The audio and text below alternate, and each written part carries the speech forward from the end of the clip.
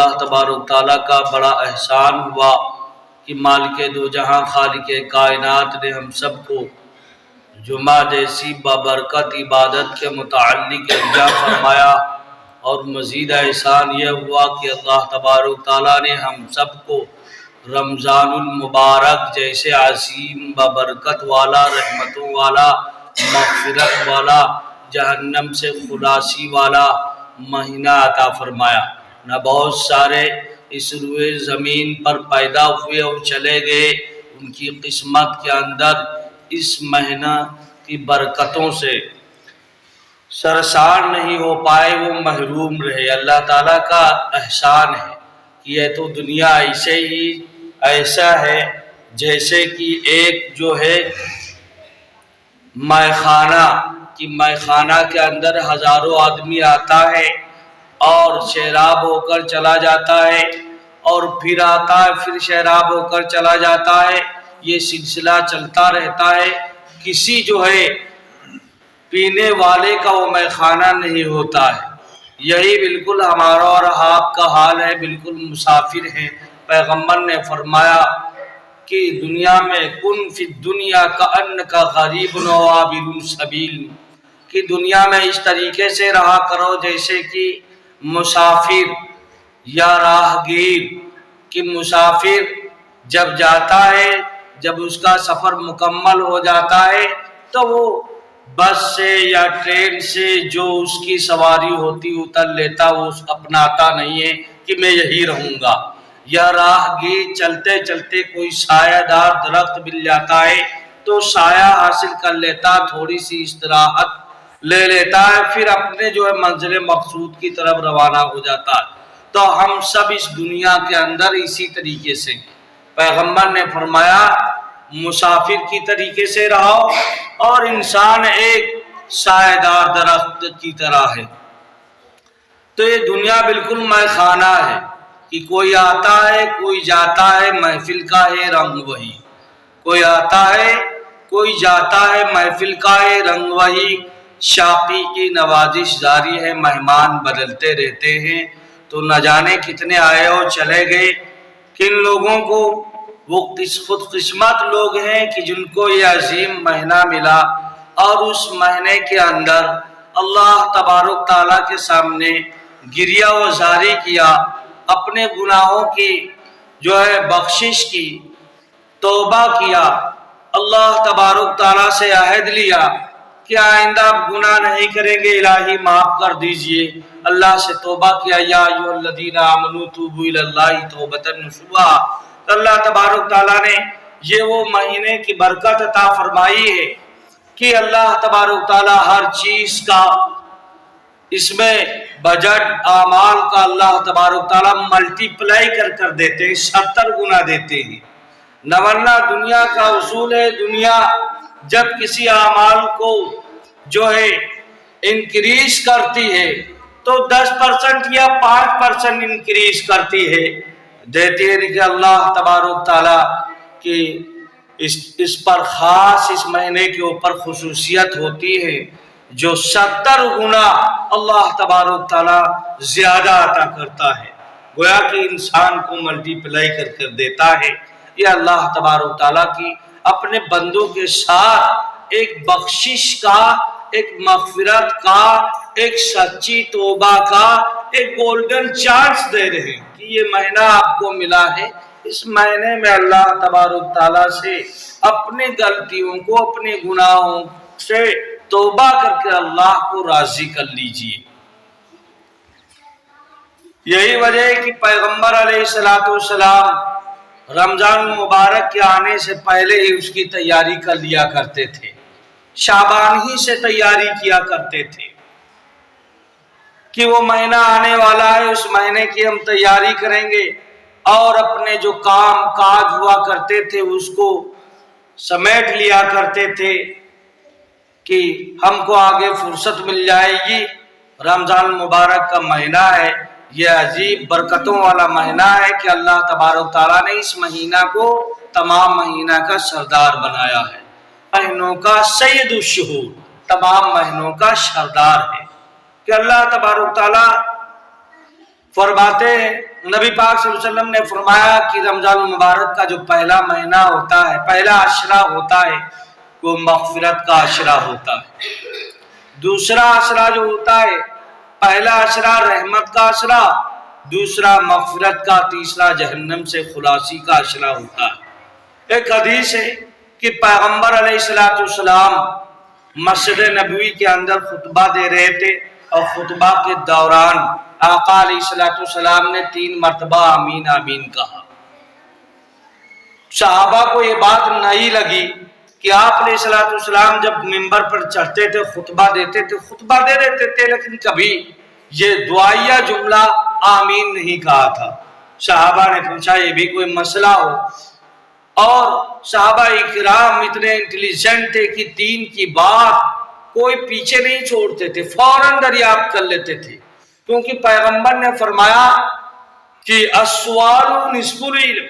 कि सवाल जो है वो आधा इल्म होता है। जो आदमी किसी दीन के बारे में बिल्कुल पूछता ही नहीं, वो बिल्कुल कोरा होता है, और जो दीन के बारे में पूछता रहता है, उल्टा सीधा मसाइल पूछता रहता है, तो कुछ उसको जहन के अंदर दीन का एक खाका आया तभी तो उसने पूछा। और बहुत सारे होते हैं कि कभी कुछ पूछता ही नहीं रहते, चाहे जैसा जो भी हो, जो जैसे बता देता बस उसी पर वो अमल करते रहते हैं, अपना अकल नहीं लगाते हैं, ना ये लगाते कि या इस्लाम के अंदर ये करना सही है या नहीं सही है, ऐसा हो सकता है, शरीयत के खिलाफ तो नहीं है, ये हम कर रहे हैं, गुनाह तो नहीं कर रहे हैं। तो बहुत लोग होते हैं तो पूछ लेते हैं, तो वो भी एक इल्म दीन हासिल करने का जरिया है। तभी फरमाया गया अस्सवालु निस्फुल इल्म, सवाल आधा इल्म। तो फौरन सहाबा किराम ने दरियाफ्त किया अल्लाह के रसूलुल्लाह सल्लल्लाहु अलैहि वसल्लम, इससे पहले आपको हमने कभी नहीं देखा कि आप खुतबा देते थे और खुतबा के दरमियान आपने आमीन कहा, आमीन कहा। तो पैगंबर अलैहिस्सलातु वस्सलाम ने बताया कि जब मैं पहले जीने पर चढ़ा तो जिब्रील अलैहिस्सलातु वस्सलाम तशरीफ लाए और फरमाया कि मोहम्मद सल्लल्लाहु अलैहि वसल्लम उस शख्स की नाक आग आलूद हो, वो शख्स तबाह और बर्बाद हो, हलाक हो, कि मोहम्मद सल्लल्लाहु अलैहि वसल्लम का नाम आए और आका के नाम पर कोई दुरूद न भेजे, सल्लल्लाहु अलैहि वसल्लम न पढ़े। तो अल्लाह के नबी सल्लल्लाहु अलैहि वसल्लम ने कहा आमीन, यानी हजरत जिब्रील अलैहिस्सलाम ने जो बददुआ दी थी उन लोगों कि नबी का जैसा मुबारक नाम आए और लोग नबी सल्लल्लाहु अलैहि वसल्लम पर दुरूद ना भेजे, वो हलाक और तबाह बर्बाद हो, तो पैगंबर अलैहिस्सलाम ने उनकी बद्दुआ पर तायीद कर दी, आमीन फरमाया। फिर जब दूसरे जीने पर चढ़े तो फरमाया कि हमारे पास जिब्रील आए थे और फरमाया कि वो शख्स तबाह और बर्बाद हो, उसकी नाक खाक में मिले, वो बर्बाद हो, कि उसके वालिदैन बुढ़ापे की उम्र में उसको मिले, अपने वालिदैन को बुढ़ापे के आलम में पाए और उनकी खिदमत करके अपने आप को जन्नत का मुस्तहक न बना ले। तो अल्लाह के रसूलुल्लाह सल्लल्लाहु अलैहि वसल्लम ने उस बात पर आमीन कहा था जिब्रील के बद्दुआ पर। फिर आखिरी तीसरे जीने पर जब चढ़े तो आमीन का साहबा ने पूछा, तो पैगंबर अलैहिस्सलाम ने फरमाया कि तीसरे मिंबर पर मैंने आमीन उस वक्त कहा था कि जिब्रील अलैहिस्सलाम ने फरमाया था कि वो शख्स हलाक और तबाह और बर्बाद हो कि उसको रमजानुल मुबारक जैसा अजीम बरकतों वाला अजमतों वाला महीना मिला हो, ये महीना अल्लाह तबारक तआला ने अता किया हो, और उसमें अल्लाह तबारक तआला से अल्लाह ताला का तकर्रुब और कुर्ब हासिल करके अपने गुनाहों पर नादिम हो करके अपने गुनाहों की माफी और तलाफी करके और मग़फ़िरत तलब करके जन्नत का मुस्तहक न बन जाए। तो पैगंबर अलैहिस्सलाम ने फरमाया था आमीन। तो पता चला कि रमजानुल मुबारक का महीना तमाम महीनों का सरदार है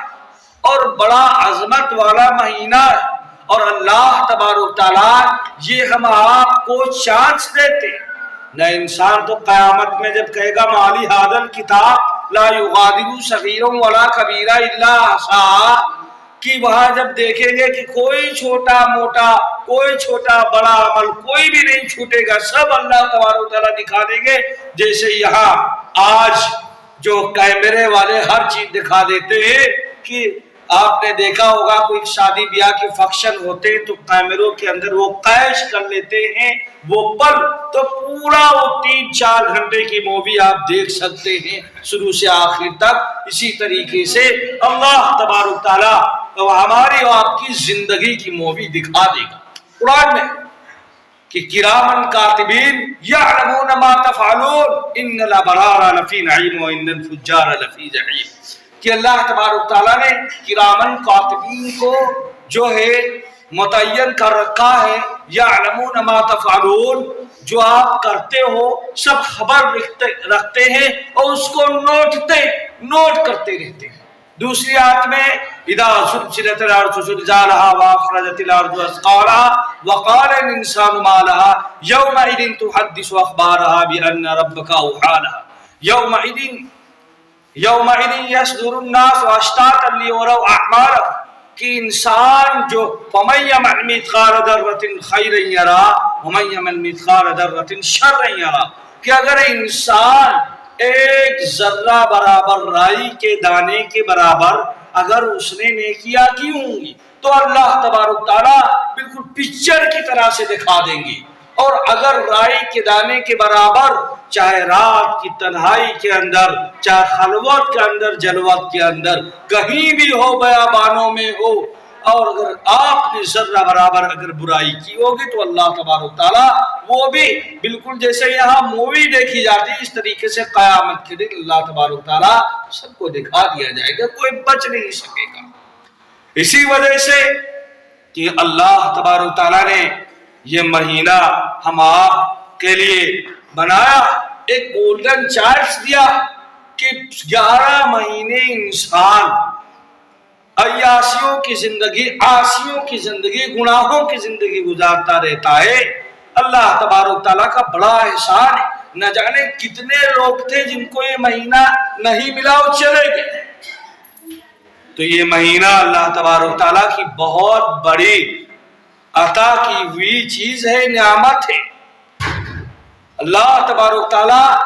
یہ سب مغفرت کے اور بخشش کے سب چانس ہم آپ کو دے رہے ہیں کہ اس کو حاصل کر لیجئے۔ اس کا ایک ایک پل اتنا قیمتی ہے اور ایک ایک پل اتنا برکتوں والا، عظمتوں والا ہے، اگر ایک پل میں ہماری مغفرت اگر مقبول ہو گئی تو ہمارے لیے نجات کا ذریعہ بن جائے گا، انسان ایک پل ایک گھڑی کے اندر کامیاب ہو جائے گا۔ رمضان کا معنی ہی ہے واہ ماہ اور میم اور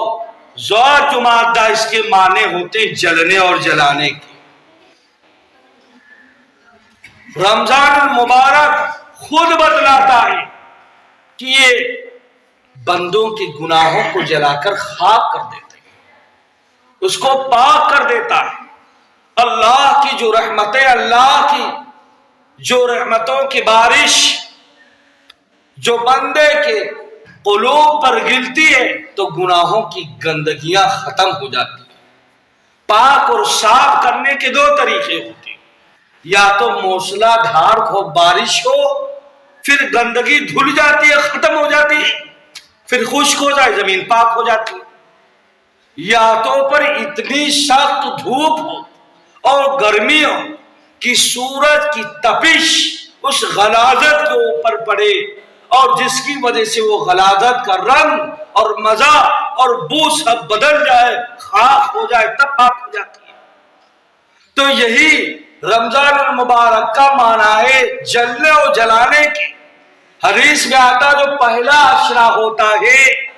کہ اولہ، جو پہلا عشرہ ہے فرمایا کہ رحمت و رحمت کا عشرہ ہے، کہ جب رحمتیں کی بارش بندوں کے دلوں پر پڑتی ہیں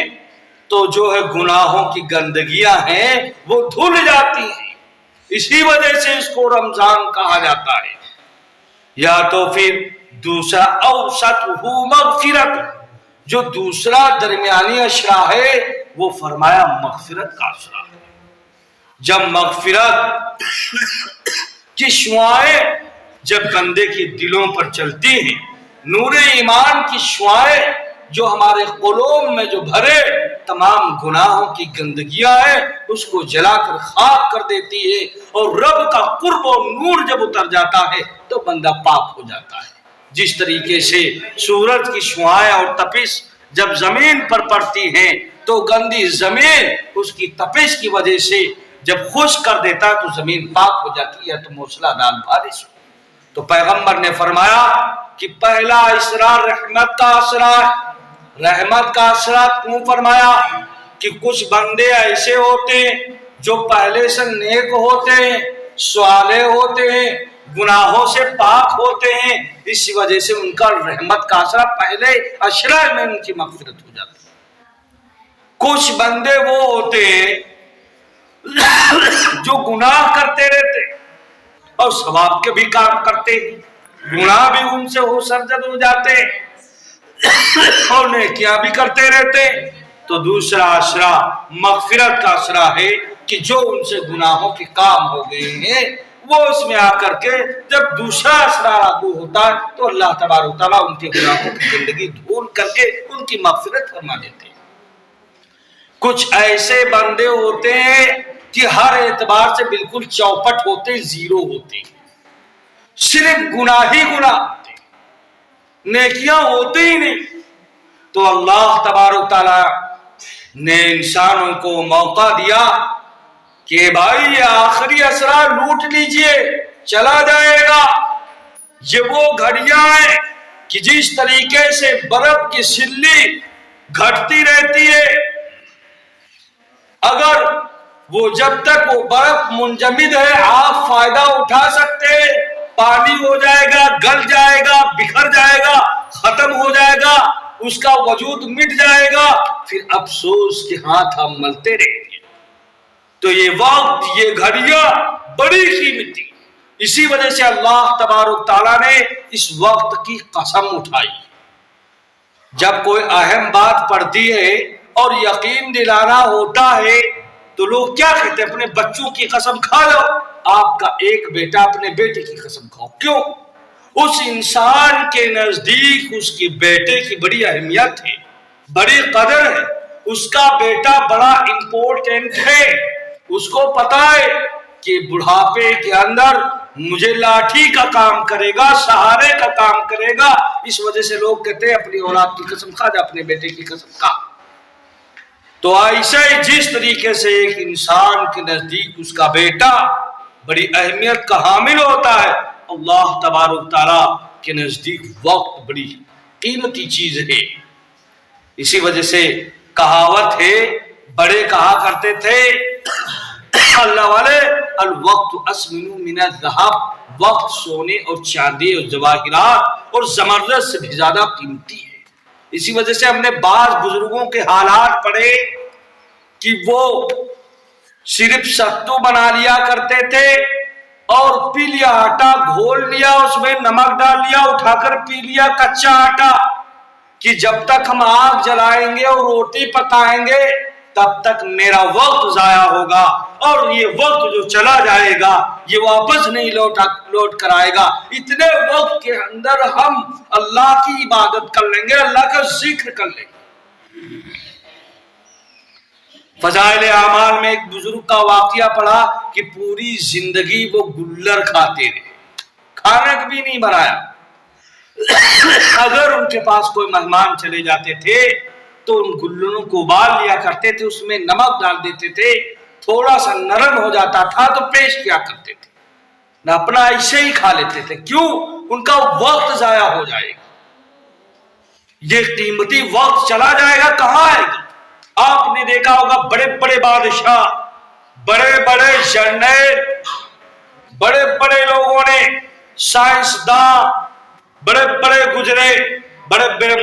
ماہریات دنیا کے چلے گئے، لیکن ہر چیزوں کو سرچ کر لیا، ہر ایک چیزوں کو اپنے مٹھی میں قبضے میں کر لیا۔ بادشاہوں نے بڑی بڑی حکومتیں چلا لی، لیکن آپ نے کہیں نہیں دیکھا کہ وقت پر کسی نے حکومت کی۔ اگر کوئی بادشاہ بوڑھا ہو گیا ہو تو پھر سے جوان ہو جائے، یا بیتا ہوا حکم دے دے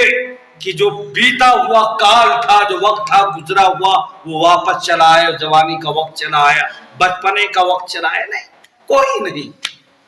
تو اس سے پتا دنیا کے اندر یہ بہت بڑی نعمت، اسی وجہ سے آیا کہ بندہ قیامت کے دن